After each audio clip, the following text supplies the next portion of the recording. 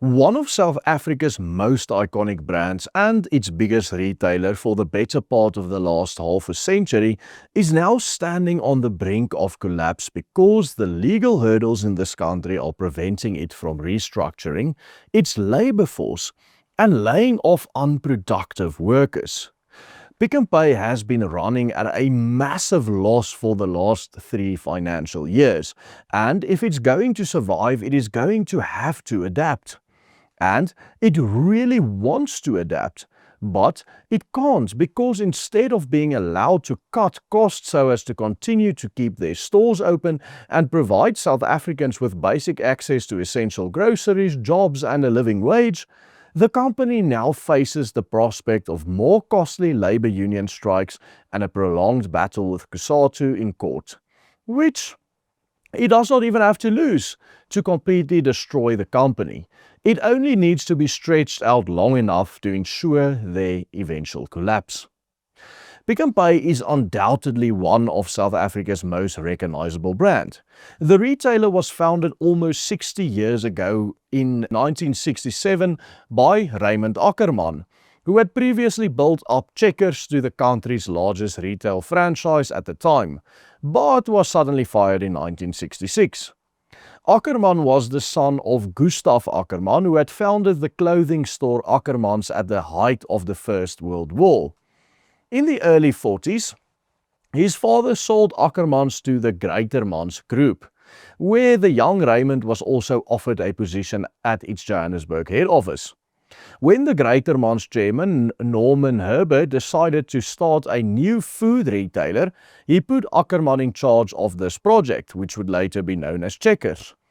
As his father did with Ackermans, Raymond Ackerman made a resounding success of Checkers, and within a little over a decade, at the young age of 35, he was the managing director of the country's 85 then Checkers stores nationwide. Because of this astounding achievement, he even shared the prestigious 1965 Outstanding Young South African Award with the then world-renowned golfer Gary Player.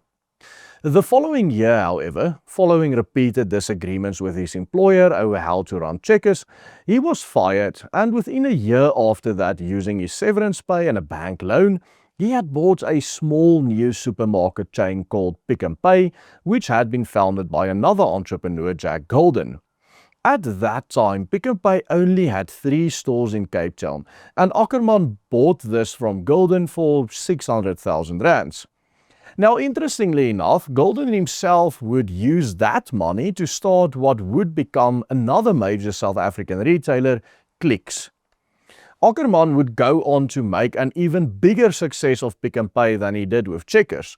Within 2 years after he took over, Pick n Pay listed on the Johannesburg Stock Exchange, and in 1975 he opened South Africa's first hypermarket in Boksburg. It was an enormous combined supermarket and department store of roughly 22,000 square meters. And after this, Pick n Pay only continued to grow from strength to strength. By the 1970s, it was already firmly established as the country's biggest and dominant supermarket retailer. This is a position it would hold on to for several decades.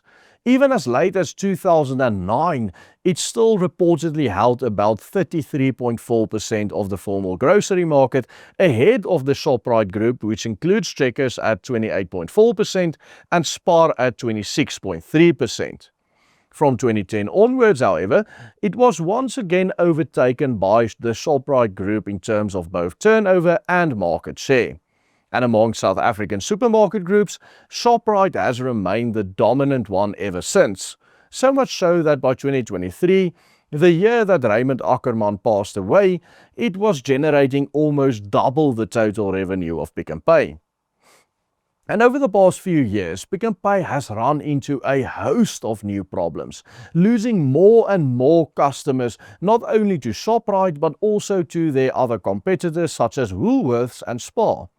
The way its brand is being perceived by especially the younger generation of consumers has been extremely costly to the company.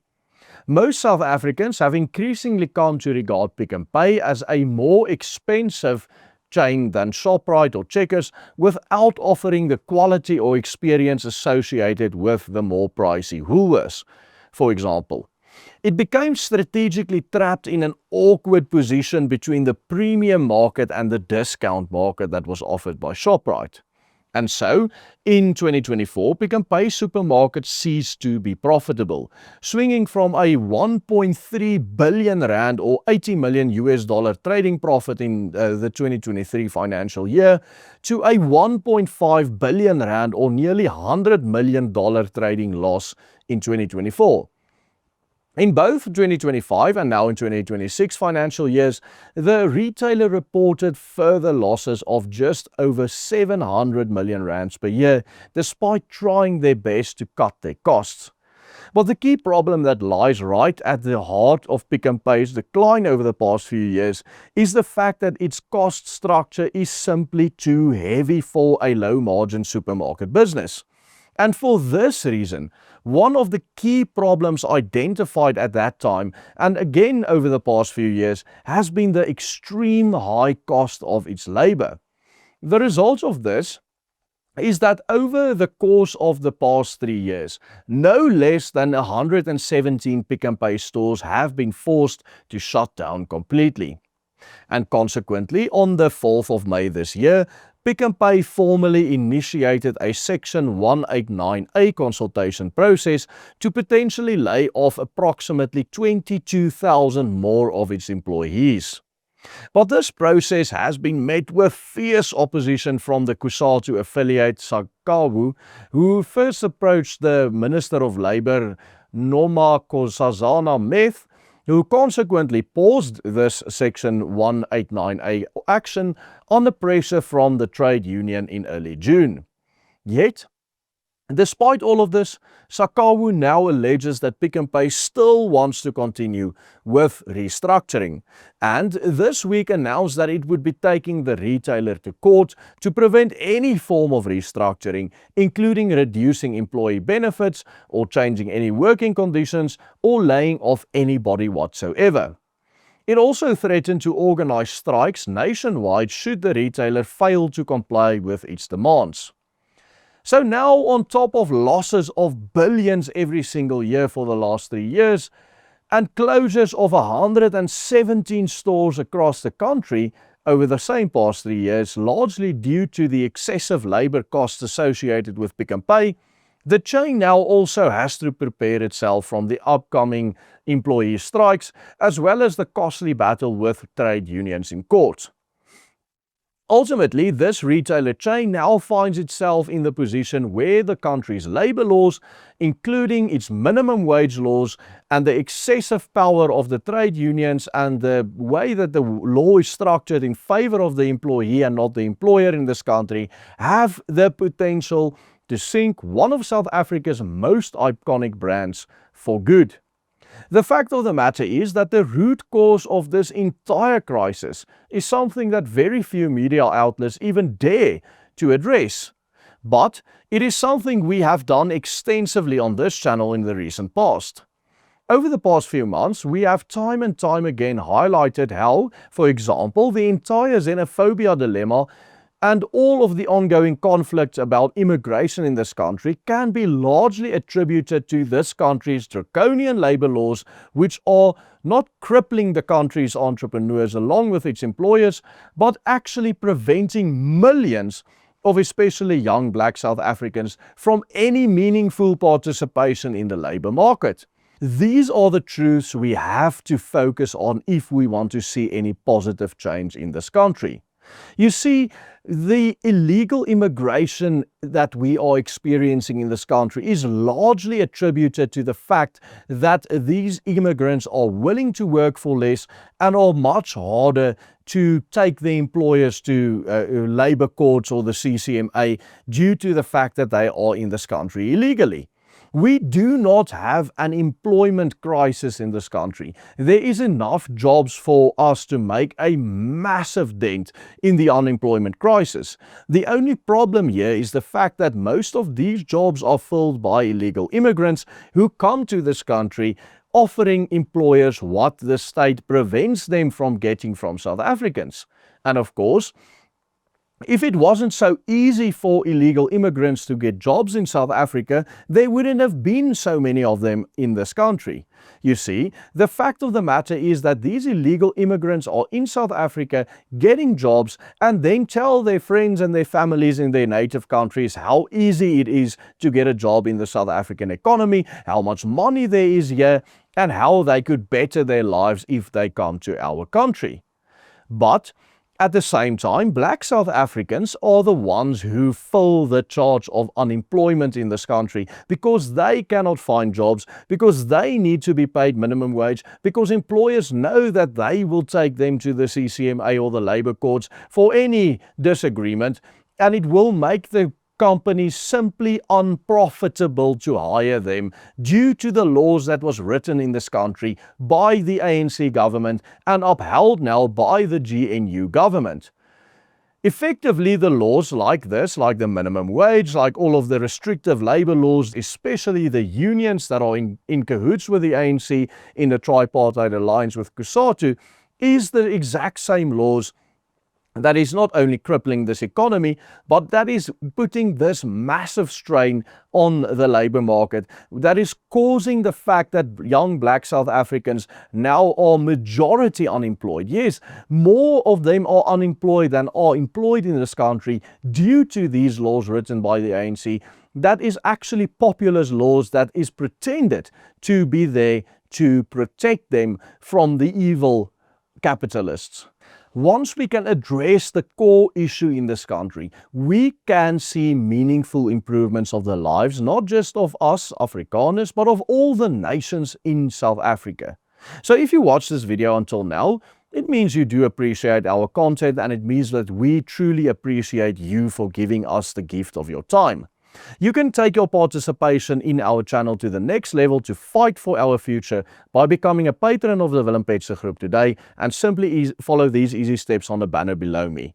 It's only with your help that we can continue bringing you a perspective that you will find nowhere else.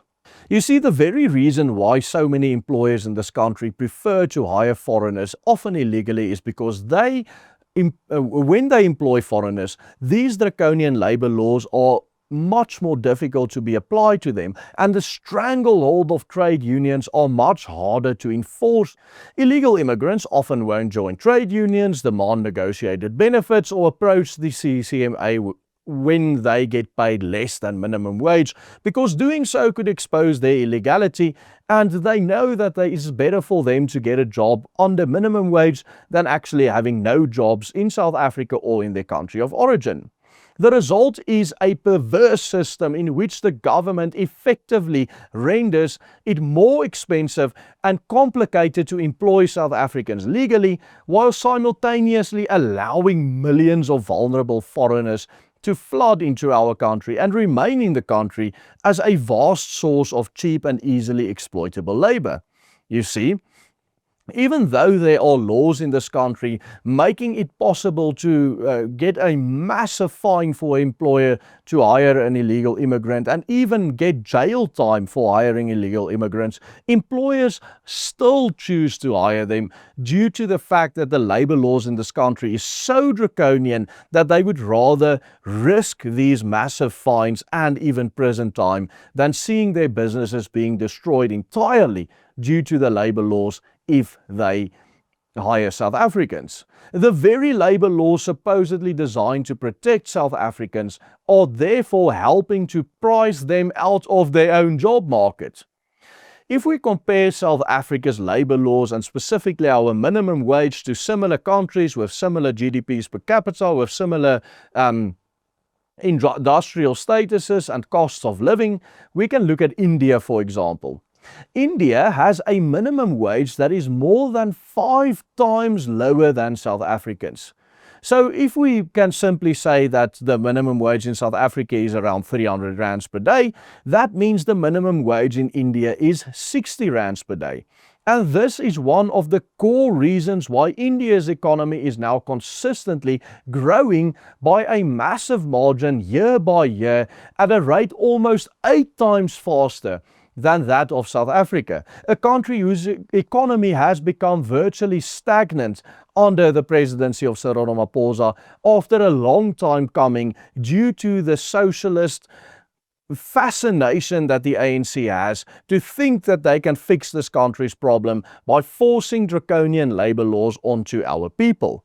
The fact of the matter is that what is currently happening to Pick n Pay is but a symptom of a much larger national crisis in which minimum wage and other labor laws are absolutely killing economic growth or any opportunity of it and simply inciting more and more illegal immigration into this country. When we witness this combination of tyrannical labor laws combined with a liberal immigration policy, we have to ask ourselves, is it any wonder that more and more black South Africans are turning towards anti-immigration organizations such as Operation Dudula and March, which prefer the path of activism over any sort of party politics or democratic participation?